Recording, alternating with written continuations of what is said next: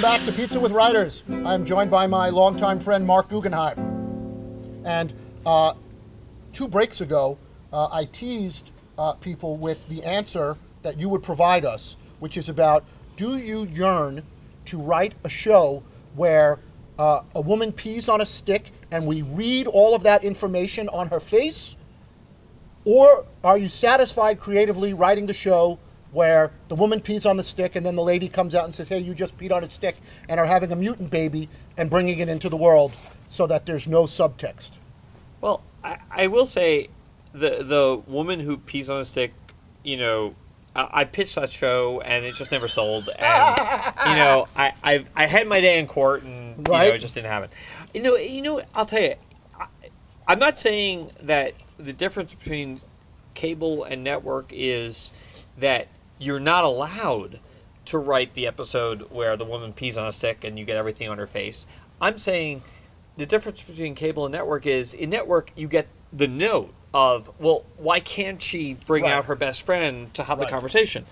And that's when you have to engage the executives and say, I understand, clarity, audience, blah blah blah, but we're going for something more subtle, and you have a conversation. Listen, I don't want you to bite the hand that feeds you. No, I've already bitten it. You have. I've talked. You did? Why don't you whisper to me the number of times that you win that battle, and I won't say anything. I've had a conversation with the hand that feeds me. Oh, you have. I engage. Okay. I do engage the hand that feeds me, in part because I have another hand feeding me.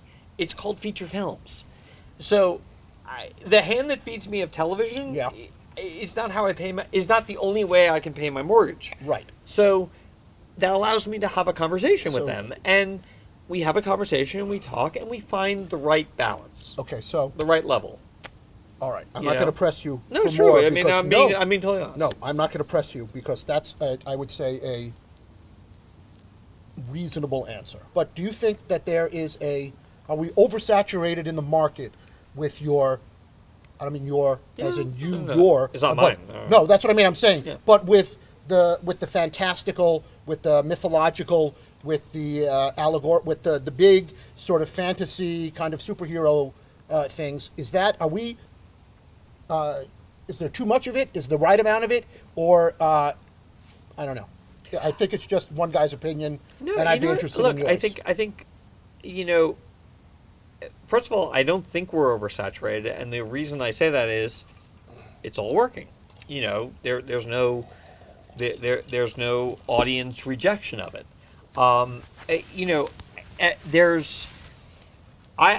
glad that superheroes are so popular these days. I grew up back when comic books were in the ghetto of the pop culture universe. Yes. And now, and back when, like, every conversation about comics was about how comics aren't for kids anymore, but they're really for kids. Right. was the subtext. And nowadays, clearly that's not the case. And I used to remember, every single article about comic books had to begin with "pow, action, bam," in this very, very, very subtle putting down of comics. I was just had a quick thought because we're almost out of time, and I have just one idea. Is it possible that what we like beyond the sort of is that it's clear? There's good guys and there's bad guys. In the same way that we like our politics, we want it. We don't want nuance. We want, I'm either for this thing or I'm against this thing, or this thing is good and this thing is bad. And in those universes, things are very clear. There's very little that is gray. Well, it's funny. You mentioned politics. And the interesting thing about American politics is it's actually all defined by inaction. Congress does nothing. That's true. Congress is basically now has rendered themselves obsolete and incapable. And I think the fantasy is not good versus evil. But I think the fantasy is, hey, there's people who are actually doing something. That's what superhero movies and television shows are selling. They're selling the idea of people actually taking action, whether you agree or not, but they're actually doing something, as opposed to Congress that is everyone can, the one thing all of us can agree upon is Congress is doing nothing, and Congress has made a career lately out of doing nothing. And I think the fantasy that's being fulfilled is superheroes are going, you know what, we're doing something. I'm going to give you the last word. And Yes. now we're just going to sit quietly and think about that, because that, my friend, is the most interesting thing that anyone has said at this table so far. Awesome. So we're now going to sit quietly and think about that. Not everyone, but Other people. other people are going Online. to sit quietly. And that, I have to say, is I wasn't expecting you to say anything interesting. And so the fact that you did, I think, is a huge shock To me as well. to you as well. Yes, No. absolutely. But the idea that there are people who are doing something in a world where there's gridlock and nothing changes, That's perhaps amazing. that is the thing that people like. I mean, they also like Kapow, and who doesn't like to see Jeremy Renner in some kind of leather suit? I love right? Jeremy Renner. Who? Everyone loves Jeremy Renner. You know, Right? this will probably air after Avengers 2, but Right. Jeremy Renner steals Avengers 2. He does. He does. All right. He walks away with it. That guy's good. Yes. Right? I mean, that guy's just good. All right. You can see Mark's work on the CW. You can go to your local comic book store and find it. You can go to Amazon and find his book. Holy crap, he's got I mean, we don't even talk about, can I say that you have an animated project in the works? Yeah, can I just say you can that? say that. You can Can say I that. say Yeah. what in the world that it involves? Yeah. Animation. Animation. He's got that. You can look forward to that. Yeah. And that's it. I'm out of time. We got to go. Good night. And thank you, my friend. That was fun. No, it really Yeah, was. That was good. That was very good. Good night. That's it. We're out. Nice.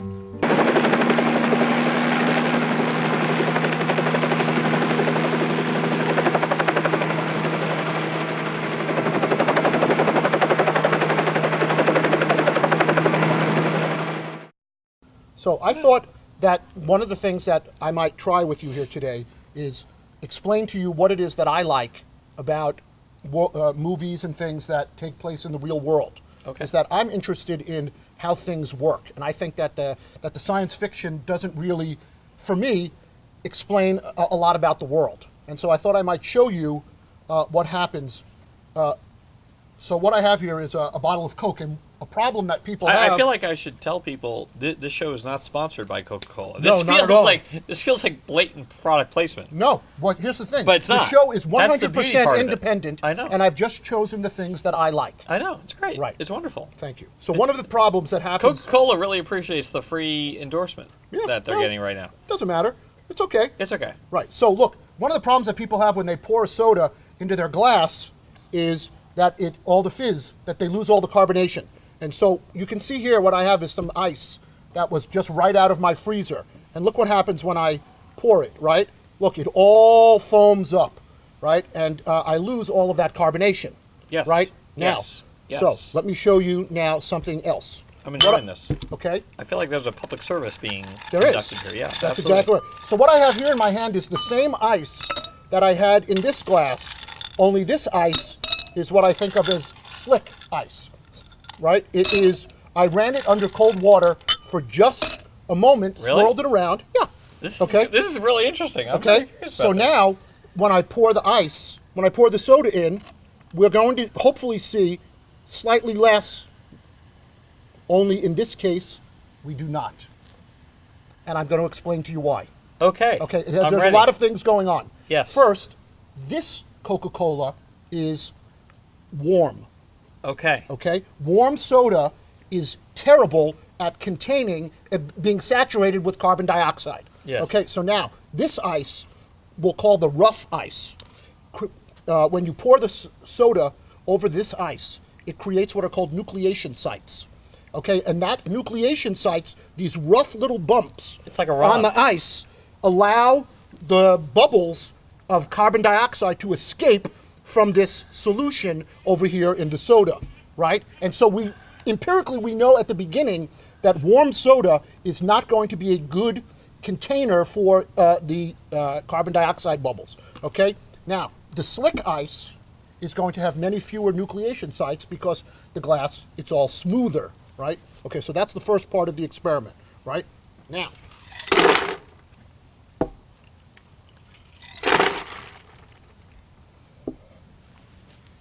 I'm going to take with cold soda, Yes. and I'm expecting now that we're going to see a slight variation.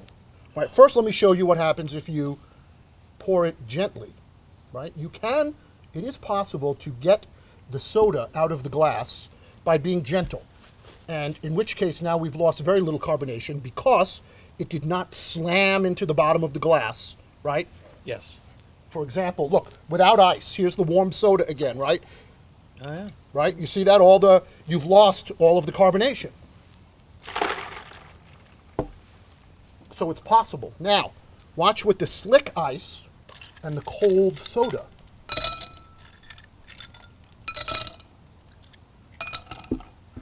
Right? So I'm enjoying this. fewer nucleation sites, and we lose considerably less of the carbonation. Right? And so So what's the optimal combination? the optimal combination is to have slick ice and cold soda. And slick ice is Is regular old ice, but that has in water. You've just swirled it around in water and dumped the water out. You know how when you take ice out of your freezer, it has a kind of matte finish? What you want on it is a gloss finish. And the way to get that is to put the ice Run it in your under glass and run it under some water and then dump the water out. And now you're left with a slicker bit of ice. That's interesting. Okay, so the point of all of this is, I think, to get back to, I liked a movie, for example, when everybody was screaming about how much I love Star Wars. Yes. I You don't much like Star Wars. I'm not saying I didn't like it. I'm saying that I don't have the affection for it that most people do. Right. I did have a great affection, though, for Indiana Jones, for Raiders of the Lost Ark, which at the very least is set in a real-world setting as opposed to in space As with opposed to robots. in a galaxy far, far away. Exactly. And so, but the thing I like about dramas is I'm interested in how the world works and how sort of people navigate through and how the things that we come in contact with work. And I find that I get, metaphorically, more answers from material that isn't set in a galaxy far, far away. I respect that. Now we're done with the show. Everybody go home. No, just kidding.